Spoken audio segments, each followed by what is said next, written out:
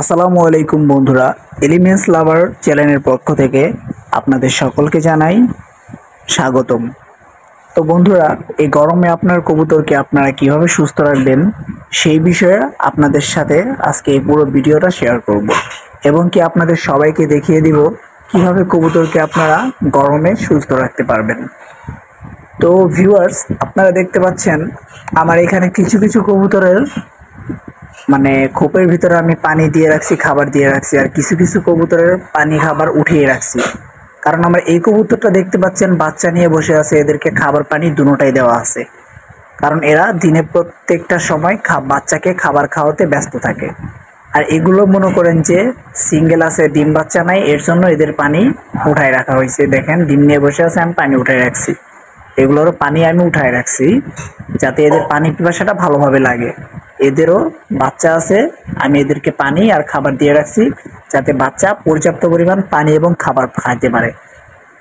তো আর যারা আছে বাকি তাদেরকে খাবার দিয়ে রাখছি, কিন্তু খাবার এখনো দিই নাই, পানিও দিই নাই। কারণ এদেরকে আমি পানির সাথে আজকে স্যালাইন খাওয়াবো। আজকে না, আমি প্রতিনিয়ত এদেরকে স্যালাইন খাওয়াই দিনে একবার। কারণ যে গরম পড়তেছে দেখতেছেন, আমরাই টিকতে পারি না, আর এরা তো কবুতরেরা কিভাবে টিকবে। তো এরকম এক পট পানি নিয়ে নিবেন, মগের ভিতরে এক মগ পরিষ্কার পানি, যাতে কোনো ময়লা টয়লা না থাকে। তো এর ভিতরে একটা ইউনিক স্যালাইন মিশিয়ে দিবেন। ওর স্যালাইন দিতে পারেন, আর এই যে একটু খোলা দেখাইতেছে, যে ইউনিক স্যালাইন যেটা আছে আমরা মানুষে খাই, এরকম এক মগ পানির ভিতরে একটা স্যালাইন দিবেন। তো আর একটু কাছ থেকে দেখাই, যে দেখেন স্যালাইনটা, এই স্যালাইনটা আপনারা এক মগ পানিতে, আমার প্রায় 16টা কবুতর আছে, তো 16টা কবুতরকে আমি একটা স্যালাইন দিব। কারণ বেশি দিলে আরো ক্ষতি হইতে পারে। অবশ্য ক্ষতি বেশি একটা হয় না, তারপর আমি একটা স্যালাইন দিব। এই যে দেখেন আমার প্রায় 16টা কবুতর আছে, 8 জোড়া কবুতর, 16 পিস। তো এই পানিটা ভালোভাবে মিশিয়ে নিতে হবে যাতে গুঁড়া গুঁড়া কোনো কিছু না থাকে। একটা বেশি পড়লো বা একটা পটে কম পানি পড়লো, এরকম যাতে না হয়, ভালোভাবে পানিটা মিশিয়ে নেবেন। তো দেখেন আমি একটা পরিষ্কার মগের ভিতরে পানিটা ভালোভাবে মিশিয়ে নিতেছি। আপনারা এরকম পরিষ্কার মগে পানি নেওয়ার চেষ্টা করবেন, তাহলে আপনার কবুতরের রোগবালাই খুবই কম হবে। এরপরে যে কাজটা আপনারা করবেন সেটা আমি ভিডিওর ভিতরে দেখাই দিতেছি। কবুতরের সব সময় পানি এবং কবুতরের মলমূত্রগুলো পরিষ্কার রাখার চেষ্টা করবেন। কারণ আপনার কবুতরের মলমূত্র থেকে অধিকাংশ অসুখ হয়ে থাকে। আর দ্বিতীয় নম্বর হচ্ছে পানি থেকে আর খাবার থেকে। পানি আর খাবারের বাটি, এই দুইটা যদি আপনি সবসময় পরিষ্কার রাখেন তাহলে আপনার কবুতরের রোগবালা হওয়ার সংখ্যা খুবই কম। তো দেখতেছেন আমার পানির পটগুলো অনেক ময়লা হয়ে গেছে, দেখেন অনেক ময়লা হয়ে গেছে। তো আমি এগুলো পরিষ্কার করি প্রত্যেক দিন একবার। তো আজকে অফিস থেকে আসছি মাত্র, আইসা বাটিগুলো পরিষ্কার করতেছি এখন। তো পরিষ্কার করার পরে এইটাতে আমি পানি দিব, কারণ অনেক ময়লা টয়লা পড়ে থাকে, লোম টোম উঠা একদিকে এসে পড়ে। এই পানিটা যখন আমার কবুতর খাবে তখন কবুতর অসুস্থ হওয়ার সম্ভাবনা অনেক বেশি থাকে। যার কারণে আমি বাড়িগুলা সবসময় পরিষ্কার করে রাখি।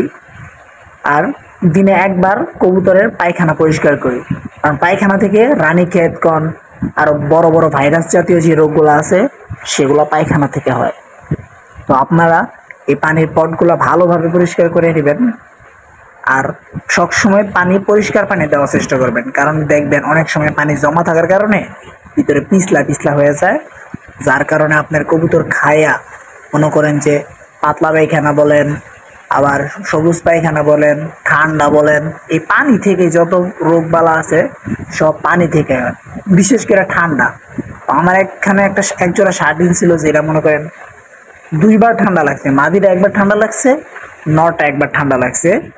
তো আমি ইনশাল্লাহ আপনাদের দোয়ায় সুস্থ করছি।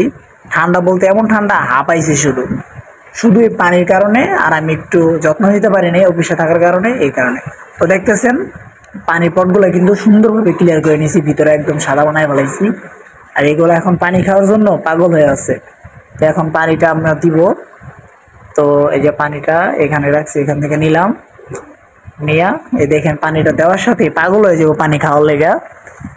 দেখেন পানিটা দিয়ে দিলাম, অল্প পরিমাণ দিছি যাতে নষ্ট না করে। তারপর আমি আবার শুধু সাদা পানি দিব, স্যালাইনের পানি বাদে। এই যে এখানে পানিটা দিয়ে দিলাম। উপরে আরো 4-5টা পট রাখছি, ওগুলাতে অর্ধেক করে দিব। কারণ স্যালাইনের পানি তো বেশিক্ষণ রাখা যাবে না, আবার 4-5 ঘন্টা রাখা সরাই ফেলাইবেন। কারণ এটা বেশিক্ষণ রাখলে পানিটা নষ্ট হয়ে যায়, এবং কি এই পানি খাইলে কবুতরের রোগ বালা হওয়ার সম্ভাবনা অনেকটা বেশি থাকে। তো অর্ধেক দিবেন, আর 2-3 ঘন্টা পানি না দেওয়ার পরে এই পানিটা দিবেন। 2-3 ঘন্টা পানি না খাওয়া রাখবেন, তাইলে পানির প্রতি ওর আগ্রহটা বেশি থাকবো, দেওয়ার সাথে সাথে খাইয়ে ফেলবো। নাইলে ওর মন মতো, দেখছেন পাগল হয়ে গেছে। ওদের পানি কিন্তু আমি দিই নাই, শার্টিনের পানি দিয়ে নেই, আমি শেখর গুলার পানি দিছি, শার্টিন গুলা ওর পানি খাইয়া ফেলাইতেছে। তো যখন ওর পানি দিলাম, এই যে এখন থোপাস গুলার পানি দিলাম, দেখেন এগুলা বাচ্চা আছে, বাচ্চা সহ খাওয়াইতেছি আমি। এই যে রেড চেকার আছে এক জোড়া, তো এইখানেও আমি পানি দিয়ে দিলাম। দেখেন পাগলের মতো হয়ে পানি খাইতেছে, মানে 2-3 ঘন্টা আমি এদেরকে পানি দিয়ে নেই, শুধু খাবার খাওয়াইছি, পানি দিয়ে নেই, যার জন্য পানি পিপাসাটা ওদের অনেক বেশি লাগছে। তো আপনারা সবসময় স্যালাইন বা কোনো ওষুধ জাতীয় কোনো কিছু দিলে 2-3 ঘন্টা পানি না খাওয়া রাখবেন। তারপরে যদি পানির সাথে মিক্স করে কোনো ওষুধ স্যালাইন কোনো কিছু দেন, তাহলে ওরা ওটা তৃপ্তি সহকারে খাবে। তো দেখেন কিভাবে পানি খাইতেছে। তো যারা বিগিনার আছেন, নতুন কবুতর পালেন, তাদের জন্য ভিডিওটা খুব হেল্পফুল হবে। আর যারা অনেক পুরনো কবুতর পালে, তাদের কাছে এটা কিছুই না, তারা স্কিপ করার চেষ্টা করবেন। আর সবাই, আমি নতুন ইউটিউবে চ্যানেলটা খুলছি, আর আপনাদের হেল্পফুল কিছু ভিডিও দেওয়ার চেষ্টা করব। আপনারা সবাই আমার চ্যানেলটা সাবস্ক্রাইব করে পাশে থাকবেন, যাতে আমি আরও ভালো ভালো ভিডিও আপনাদেরকে উপহার দিতে পারি। আর আপনাদের সাপোর্ট ছাড়া কোনো কিছুই সম্ভব না। আপনাদের যথেষ্ট পরিমাণ চেষ্টা করবো, আমার যতটুকু অভিজ্ঞতা আছে ততটুকু দিয়ে আপনাদের ভালো ভালো হেল্পফুল ভিডিও দেওয়ার জন্য, পাখি কবুতর বলেন। আর আপনাদের যদি কোনো কোশ্চেন থাকে কমেন্ট বক্সে কমেন্ট করে জানাতে পারেন। তো সবাই ভালো থাকবেন, আল্লাহ হাফেজ।